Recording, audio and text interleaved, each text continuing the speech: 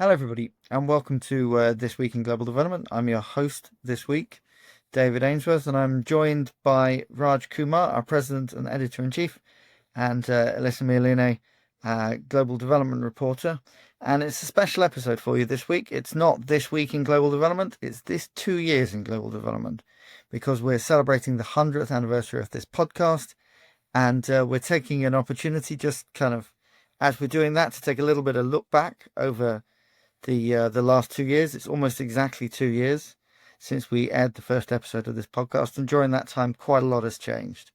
So, Raj, I'm going to come to you first. Do you want to talk to us a little bit about kind of how this podcast has evolved and changed over that period of time? Hard to believe it's 100 episodes, right? I mean, it really flew by. Uh, and it's been a lot of fun to do. I hope the two of you have had fun. I know you're not always on every single episode, but yeah, I think we did it in part because there was just so much news and it felt like things were constantly moving in our space. And we were having great conversations among ourselves, the reporters and editors at Devex. And we thought, we got to bring this to our audience, right? And so that's what we started doing. And there was so much to talk about every week. We could barely get through, a portion of the headlines. And I think it's just kind of taken on its life of its own. I've had people tell me, they go for a run and they listen to this podcast every week. People look forward to it when they're traveling, and just kind of a way to get connected to what all the news is. So, yeah, it's been a blast doing it. It's hard to believe it's been 100 episodes, but it's been a lot of fun. And I think we've touched on some of the biggest stories, not just in global development, but so many of these have now, spilled over. These are stories that are globally important to everyone in the world, and hopefully we've added a little bit of insight from our lens here at Devex and the kind of reporting that we do. Yeah, everything from, I'm thinking about localization was a huge theme when we started, and of course the war in Ukraine was on, and yes, the reconstruction and relief efforts there. We covered a lot about the election that led to Donald Trump winning, and even before that, some of the right-wing movements in Europe and the political shifts there that led to cuts. So much we can talk about that happened over those last 2 years, but it's hard to believe it's been 100 episodes. It's been a lot of fun doing it. Yeah, it definitely has. It's been a lot of fun. I've I host every couple of weeks, but I think Elissa might actually even be on more than me, even though she's supposed to be a guest. One, Yeah, so it is. For me, it's been so I joined last February, January, February. So, seeing kind of the evolution play out through the podcast, I think, of just what I've seen since I've been a journalist at Devex has been fascinating. I mean, so much has changed, like Raj said, and yeah, hopefully we've been able to provide some clarity on all those changes. yeah, it's been an extraordinary journey, and thank you very much to all of the listeners for coming on it with us. We know that there's been a huge growth in the listenership of this podcast over the last weeks and months. And if you are listening to us while you're out running, well, you're doing really well. Keep going, keep pounding that pavement. You're going to get there.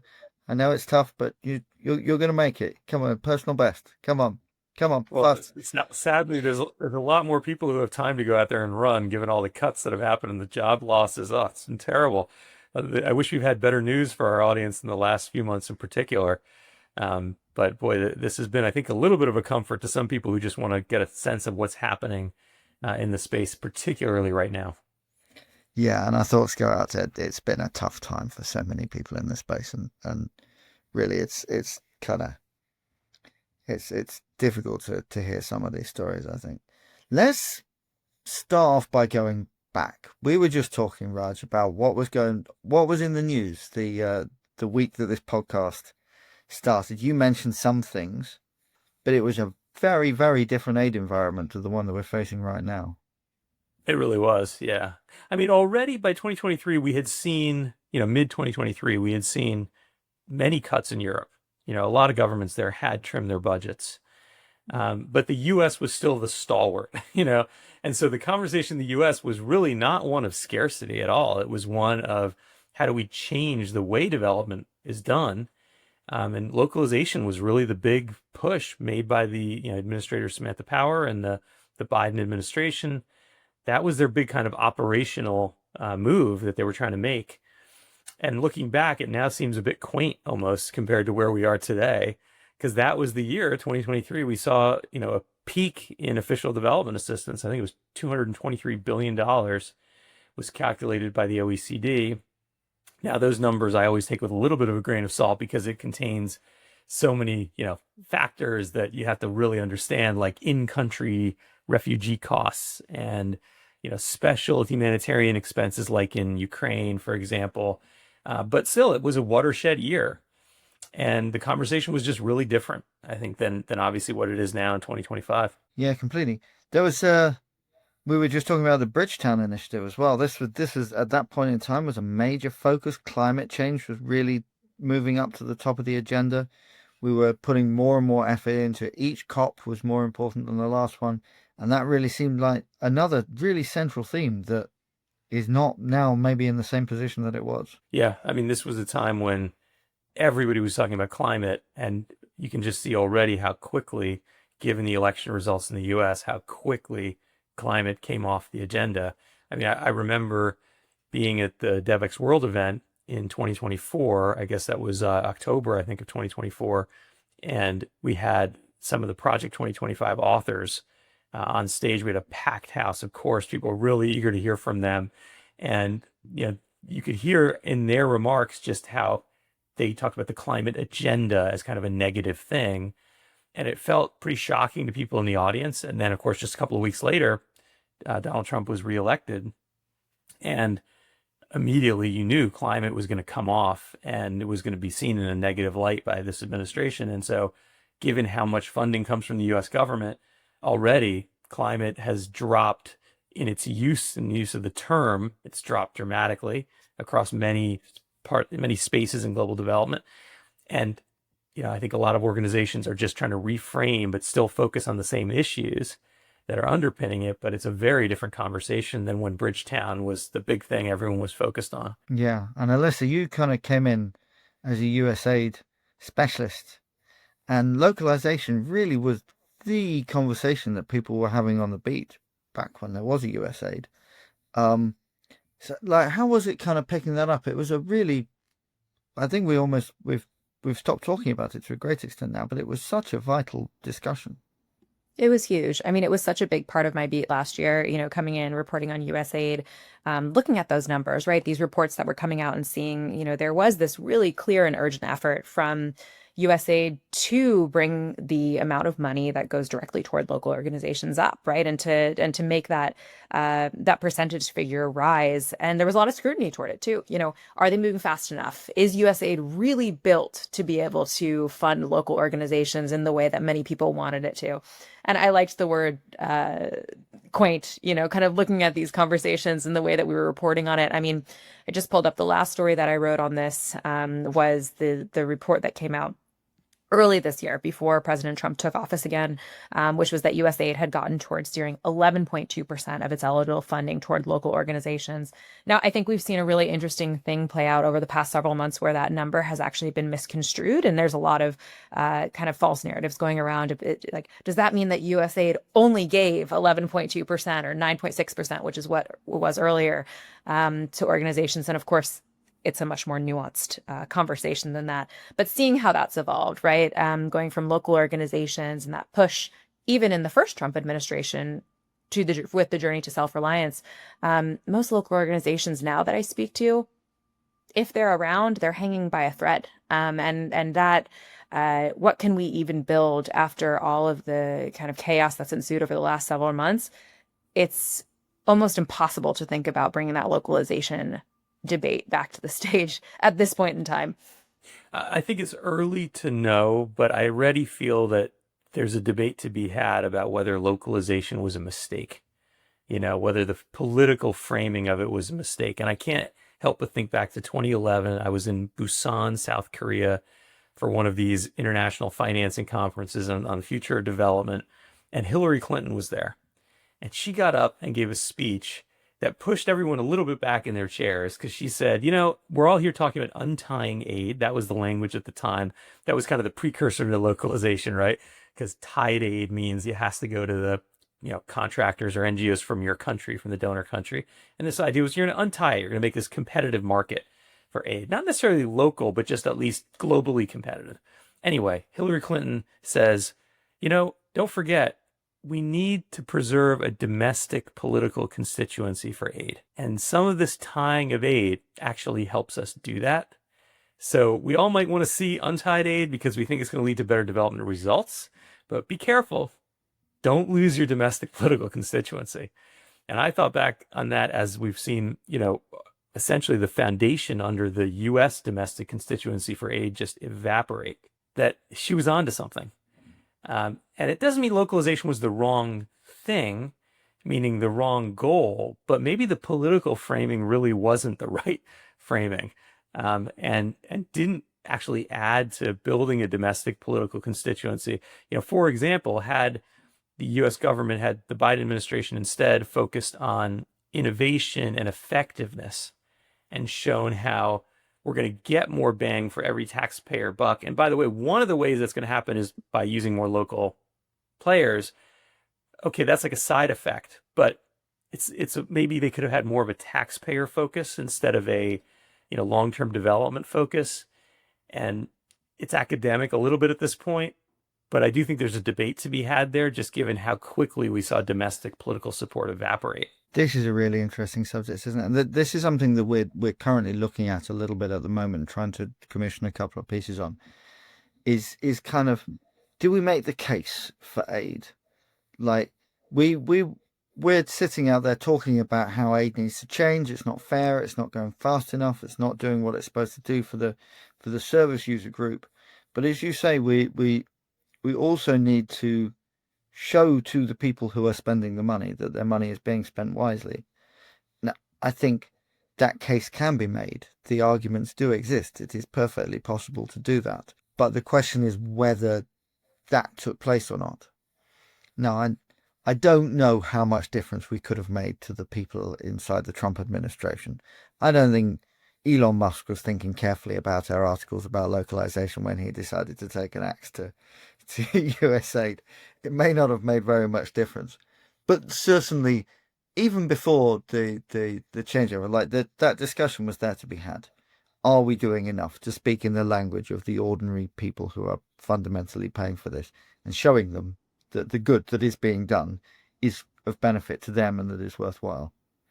Well, and you can use a case like the UK where you are, where, in the aftermath of the Trump election and what Doge has done, the government there has really done something pretty pernicious in terms of their messaging to say $1 of aid, we can take it away and give $1 to defense, right? I guess I should say pound, but you get the idea that essentially they've made it a trade-off, which suggests, a real failure on the part of the advocacy community, because the whole idea was that defense and development are meant to work together. And in fact, with diplomacy, three legs of a stool. And here you have a labor government essentially smashing that frame and saying, no, actually, you can choose to spend £1 on defense instead of on aid. And that's a better way to spend the money right now. And I mean, that is a kind of a shocking undermining of the core narrative of the advocacy community. And it shows how thin the support was for that narrative. So I think this goes beyond, you're right that the kind of Doge and Elon Musk force was sort of something that no one could have predicted. But I do think there's a real debate to be had about what happened to the domestic political constituency for this stuff in the US, in the UK, and frankly, around the world in the global north in donor countries. Yeah. Just to echo that, I also feel like the same exact conversations as we know are playing out here. The amount of times, I cover Congress here in DC, and the amount of times that I've heard lawmakers from the Republican side say, why should $1 leave the American soil, leave the American taxpayer? Why is it better spent going abroad? I mean, that's really the framing now. And it's really similar to what Raj just said about defense versus development. And I think there's kind of this break in the understanding of why that dollar is helpful or is useful going to an aid program. Looking at various bills that are coming up and packages of money being clawed back or otherwise, it's really even interesting to look at the chat on YouTube, I think, as I'm looking and watching a number of these different congressional hearings, because you see that come out and people saying, well, why should my dollar go overseas? And there's this gap in understanding. And I think, like you said, what does that mean for the development community as a whole that message has failed to resonate? Yeah. And it's not that it can't be made to resonate. I was at the Concordia conference earlier this week, and there are a number of speakers there who stood up, and it was not an aid-focused conference, and very much the Global South was not a major focus at all. And it's very interesting to be at this conference and see how little the focus was there. But several speakers talked about security, the fact that you can't build security using an army that's based in your country and wait until people come onto your doorstep and then get ready to fight them, that you have to have your security based on solving the problems of the people who might get upset with you 10,000 miles away whilst they're still at home, so that they don't feel the need to pick up and go somewhere else and come and bother you. And that's a very instrumentalist argument for aid, and I think some people in the aid community are quite unhappy with that idea. They would much rather talk about the fact it's the right thing to do, the proper thing to do, than this is a useful thing for you to do because it means that people will not come to your country and try to blow you up. But I think you can make both of those arguments at the same time. I wonder if we should move on and talk a little bit about kind of where we are now, having failed to make those arguments. Elissa, you've been covering the last few months really, really closely. You've been tracking all of the aid cuts, the collapse of USAID, the move towards state. Do you want to talk a little bit about kind of what, I'm sure we're all familiar with what's been happening, but kind of where we are now and how we've got there and what the immediate sort of next steps are? Yeah, so I think we're in a really interesting and pivotal moment right now. I don't want to say the dust has settled because I think it's still settling and continues to kind of, we'll have various quakes and settling of dust periodically throughout these next couple of months. But we're really kind of what our eyes are tuned toward here at Devex is looking at what's next and what will the State Department, which is taking on the little left of USAID, look like when it takes on the US's foreign aid apparatus. There's a lot of questions around that. We've seen a number of different kind of reorganization tools coming from the White House, coming from Congress, coming from the State Department itself, and each looks a little bit different. We're also tracking a lot of hiring news. I was just talking to someone yesterday who's, wondering, I haven't heard back. I don't know if what role there is for me anymore, even though I'm one of the few that are left at USAID. So I think there's a lot of questions both internally and externally and at the State Department itself of, do we have the capacity to take this on? How can we build that capacity? And people have really different opinions about that. And I think we're kind of watching all of that to see, all right, how does this shake out? So again, a really pivotal moment. I think the key bits and pieces that we're watching is July 1st is when the reorganization will happen, right? When that kind of USAID structure, what's left of it, gets put into the State Department. But again, questions remain about who will do that work. And we're still kind of waiting to see what happens next on that. Yeah, it feels to me like we went from a political phase where this was all about people making an argument and telling a story. A lot of it was fantasy, creating fake projects that never really existed, or twisting what was being funded and painting in the most negative light possible and saying, oh, it's all woke and this agency is useless. We went from that kind of political phase, and now we're like the rubber meets the road, like an operational phase. And you're going to get now to some like real reality, like the physics is going to start to apply to Marco Rubio here, where suddenly he gets to inherit a whole bunch of important, vital, life-saving programs all over the world. Who knows what the next humanitarian crises are they're going to pop up. And he has to be able to pick up the phone and call his new undersecretary and say, hey, how do we deliver some aid over here? Or how do we, I just got a call from this prime minister and I promised them that we would be there to support them. How do we do that? And then I think the answer he might get back is, we're not really sure.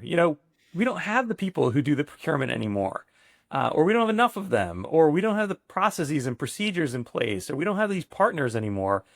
Some of them are out of business, So I think we're getting to that rubber meets the road reality, and it's just a different phase. And of course it matters how the org chart looks and where they move the boxes and all that. But almost more important is just the personnel capacity. Because unless they've got some really different vision of how they're going to operate this work, they're going to outsource it all to some new partner.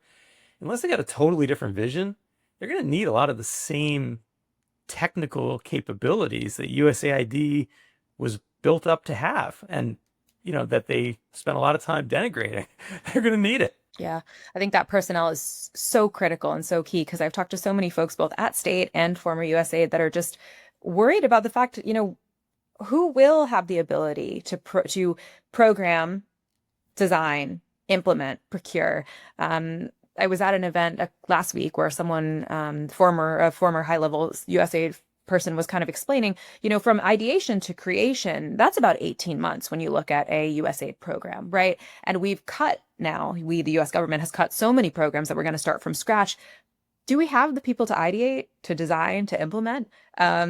And how long will that take? Most of these programs, also many of the ones that have been paused, we're looking at, for example, even like the Millennium Challenge Corporation, most of those programs have just been on pause for the last several months. They don't even know if those programs will continue.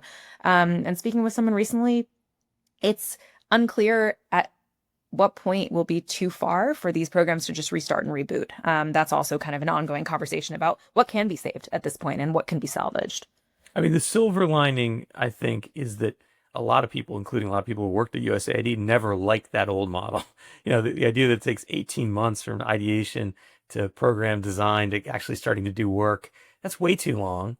And it's kind of the wrong frame. Like, some USAID staffers shouldn't be ideating. Like, these ideas should come from the ground. They should come from the countries. And USAID should be facilitating, not really coming up with defining the problem and determining the solution to it. So if there's a silver lining, is that this complete Armageddon in the space creates the chance to do something new and different and better, to really take the best ideas from localization or human-centered design and really try to change the way the agency works. I think the big risk here is because they're so short on capacity, there's no way to innovate. They're going to end up just trying to put Band-Aids on existing programs, and they're not going to have the ability to do something really new and different. But there is that silver lining. If the Congress were to stand up and support this and say we need more capacity here, if the Secretary of State were to come up with, a new plan, a new idea that is more innovative, that does use best practices, I think there would be people who welcome that. And there is a moment for it. It just doesn't feel like that's the conversation right now. Likely that this particular administration is going to be in a position to really kind of come up with new and radical ideas. Certainly hearing people talk about, well, this is an opportunity. Like, we could actually end up localizing just because it's cheaper and they haven't got any money left. We could end up doing cash just because it's cheaper and quicker and they've got to get the cash out the door. But it doesn't feel like there's going to be strategic leadership towards that. It might end up happening just because that's the only thing that they can do and they've got to do it quickly. Yeah, I think it's more likely we end up going back to something like the Cold War model, where, our Secretary of State, even our president, is negotiating with a country because we're trying to do a deal together. It could be tariffs, it could be a vote in the UN, whatever it is. And aid becomes like a tool as part of that bilateral relationship, just like it did during the Cold War. And essentially that was pretty good for aid levels, the Cold War was, but it was pretty bad for aid effectiveness. You ended up just writing checks to dictators and, doing a lot of white elephant projects. And I think we could land back in that sort of a situation where aid effectiveness just drops dramatically because it's all about these bilateral deals and having a signing announcement and getting to have a ribbon cutting.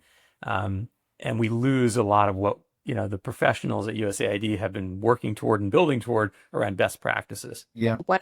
One example of something to watch in that exact regard is the America First Opportunity Fund, which is something that's been kind of brought up in a number of these reorganization and budget conversations and proposals. It's essentially I guess it's somewhat of a discretionary funding bank where some development potentially may be rooted. But at this point, the examples that have kind of been given in the budget proposals and documents have been things like the South Pacific Tuna Treaty, which is a trade agreement that allows the U.S. to fish in waters that are owned by other countries. So that's not quite our traditional idea of what development assistance would look like, but it is being kind of couched as this bucket of funds where development assistance may or may not flow depending on bilateral negotiations or bilateral agreements, let's say. So yeah, something to watch and something to see what this really looks like going forward. On the other hand, back to our earlier discussion about framing, you can much more easily see how a member of Congress running for re-election could stand up in front of their constituents and say, yeah, I voted for the America First Opportunities Fund. I mean, it sounds much more like something that's helping their constituents, their taxpayers, than some of the framing that was used in the past that clearly, didn't hold up when there was a political headwind. So another couple of interesting themes kind of really at the moment. I think that the way that US aid is kind of being replaced and what's happening at state, I think, has to be the dominant story.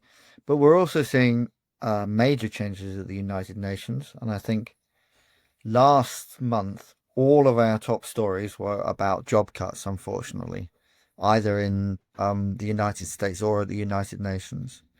And then obviously one other thing is the presence of Bill Gates and his decision to give away a huge amount of extra money. Yeah, I was just saying something about the UN.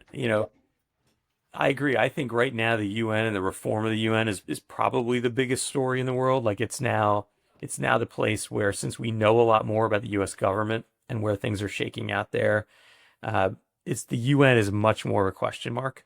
And I think there's basically two paths that it could go down.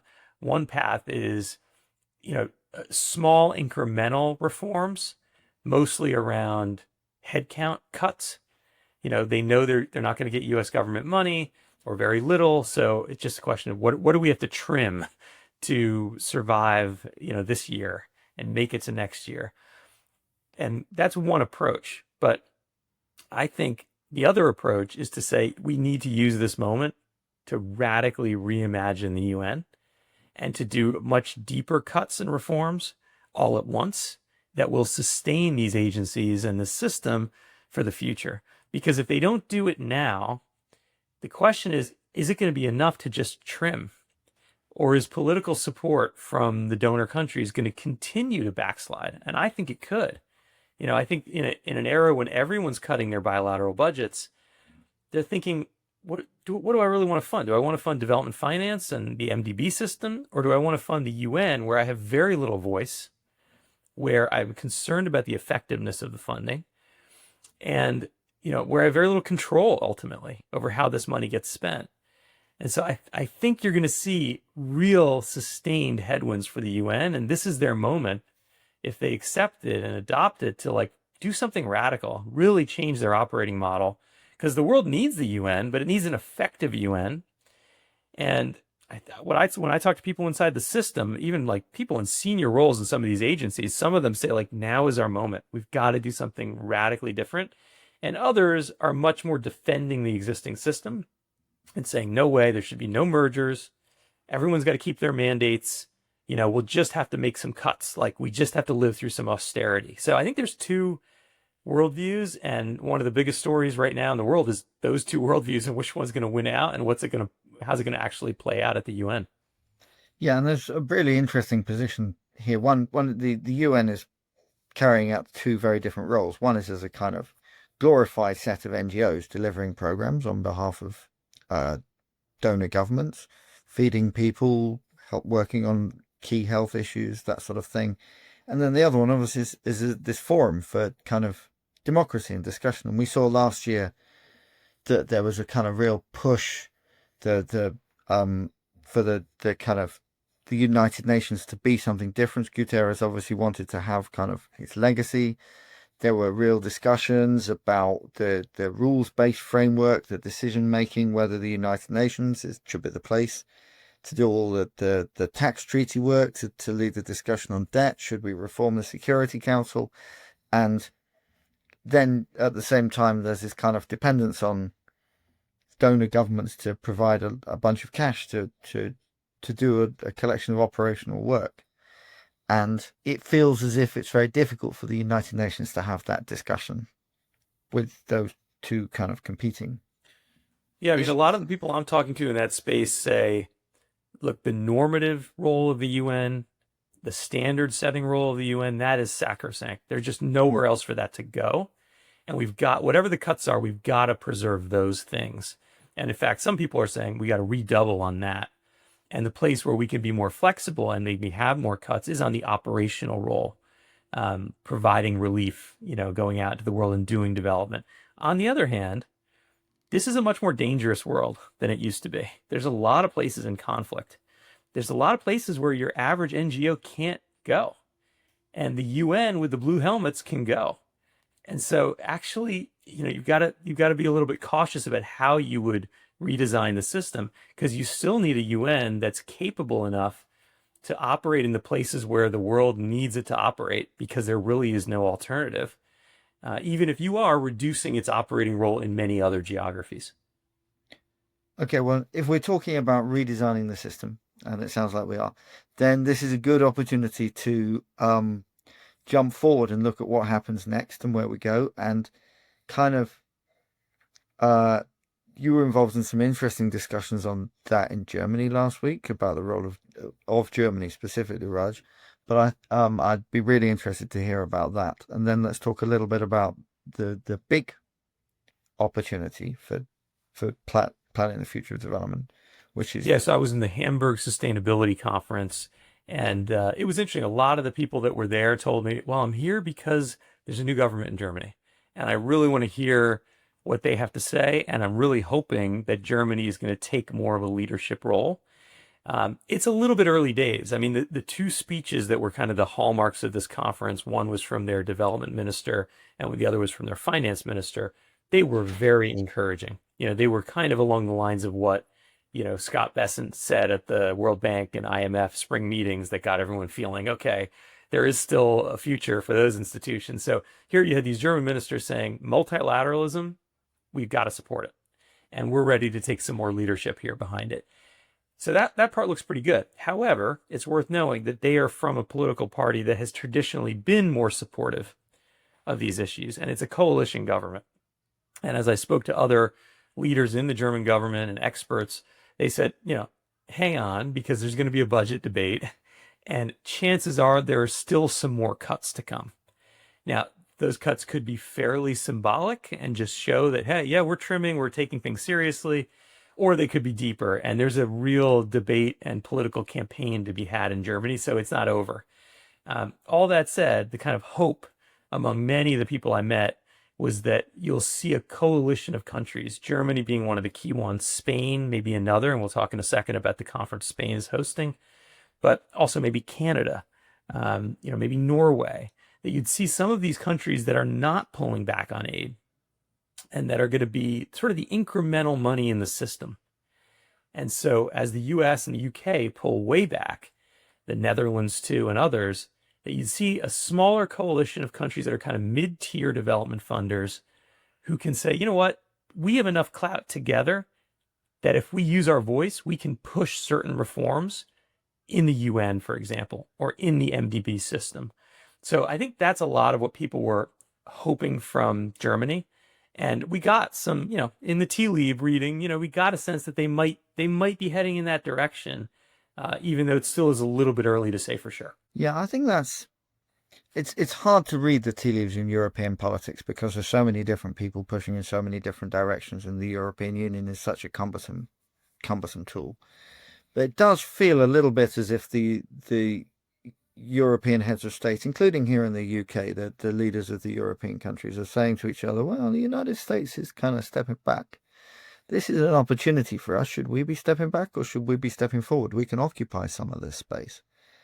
And it's hard to discern exactly how much that discussion is taking place, but some, I think, for sure. Yeah, and with that in mind, let's move on to the real kind of place that we're going to decide the future, which is the Finance for Development Conference, which is taking place in Seville very shortly. You two will both be attending. There's a lot of meaty issues on the agenda for discussion there. I would be very interested to hear what you think is going to be foremost on everybody's minds and what we can realistically expect there. Yeah, I'm happy to get us started. I think there's going to be north of 10,000 people there, according to the organizers. So it's a major conference. The last one was in Addis Ababa in 2015. And if you remember, that was the conference where billions to trillions was coined. It wasn't actually in the official outcomes document, but it was coined by the World Bank. And it became kind of the mantra of the last decade, this idea that you could, bring in private money into the development space, and you could go from billions of dollars for development to trillions. And frankly, it's been a massive failure. I mean, forget about trillions. We've barely seen billions, so in a way, it's almost a joke. But the political conditions of the last decade were really different. And now we're in a different place where actually you might not have any choice but to care about billions to trillions and to actually make it work. We also see new leadership on this, massive reform efforts led by the US and the Biden administration, but many others at the MDBs. And you see Ajay Banga in a key role and Elon Goldfein in a key role. And these guys are really pushing a reform agenda. So we might be in a moment now where actually billions to trillions, or maybe something more realistic like billions to tens of billions or hundreds of billions, becomes a real thing that comes out of Sevilla. Even though we know there's not going to be an outcomes document that matters much. I mean, the US is not going to be part of it. The US is going to continue to push back on the whole idea of the sustainable development goals. So, you're not getting global official agreement, but you are probably going to get a narrative that comes out of this conference. And that narrative is going to maybe be the frame around which people understand development finance for the next 10 years. And there's going to have to be a really important piece around private sector, a really important piece around development finance, the DFIs, the MDBs, and probably an important piece around philanthropy too, just given how much of a gap there is and how quickly that's going to grow. Definitely a lot of conversation around taxation and a lot of conversation around domestic resource mobilization, which is very related. Around offshore tax havens and kind of making sure the money isn't leaving the system, and a big discussion around debt that we're expecting. We're also going to be covering a lot around health, because I think one of the dangers of moving to a private sector and development finance led space is that health loses out. And so there needs to be a big discussion. Well, where does health fit into this? So I think Sevilla's going to be a really important moment in the global development calendar. It's going to be one of these things that sounds pretty insidery, but it's going to set the agenda that then everybody's working against for years to come. Yeah, listen, well, go ahead. You tell us what you think. Yeah, no, in many ways, no, I echo everything Raj said, but in many ways, it reminds me a lot of the conversation we had at the top of the podcast, which is just how much things have changed. I'm working on a story right now looking at that exact question and looking back at Addis at 2015, where the world was at kind of, ODA was record highs, and there was kind of all these different multilateral conventions, and people were feeling, maybe it's retroactive, we'll look back now, but at least what folks are telling me looking back 10 years ago, feeling really positive about the way things were going. Interest rates were low. There was this concept of billions to trillions. Maybe we can make this work. And like Raj has said, that hasn't panned out. Part of me wonders if, we're just in such a different place right now that we're really forced. Push is coming to shove at this point. And if we want development, if the world wants development, we clearly have to do something different. And I mean, again, this is not going to be binding, but it does set the frame and set the tone for the next decade, right? So it'll be interesting to see if we do find, for example, I think there's some hope for, like we've been talking about, regional collaborations in a way that perhaps there wasn't before, whether that be in Europe or perhaps, just bolstering them in the global South itself. So I think there could be, for example, like the force function of the context right now potentially could lead to a really interesting outcome for the next decade. I guess I do want to just mention that the way we're going to be covering Seville, and it's hard for me to say Seville, I keep wanting to say Sevilla, but Seville is that we will have a whole team there. We have actually rented out kind of a villa, and we're calling it Casa Devex. And we're trying to make it the place where everybody comes and hangs out. We're going to have a lot of side events, dinners and receptions. We're going to have a stage where we're going to do live video interviews with some of the leaders who are going to be there. Because we know there's a very formal session happening in the official Congress Center. But, the formal session is sort of pre-baked and pre-cooked, and frankly can be a little boring, and we're trying to make sure there's some real journalism happening and some really tough questions and interesting debates, and we're going to bring that through this Casa Devex space that we're putting together, and we're really excited to be doing that with a bunch of partners. So if you're coming to Seville, definitely check out Casa Devex. There's a webpage you can look at, and you can request an invitation to be there. We think it's going to be a lot of fun. And drop us a line. We'd love to have a chat. curious what's on everyone's minds as they enter into the conference. Well, sounds absolutely fantastic. I'm very sorry not to be there in Seville with you. And it sounds like we've got some really fantastic coverage planned. Well, okay. With that, I think we'll wrap that up. It just remains for me to say thank you very much, Raj. Thank you very much, Elissa. And thank you very much to all of our listeners. And if you're out there running, keep pounding that pavement. I feel like we should be wearing party hats. 100 episodes. That's Woo. and I'm sure the next 100 will be just as good or even better. Thanks, everybody. Thanks, guys.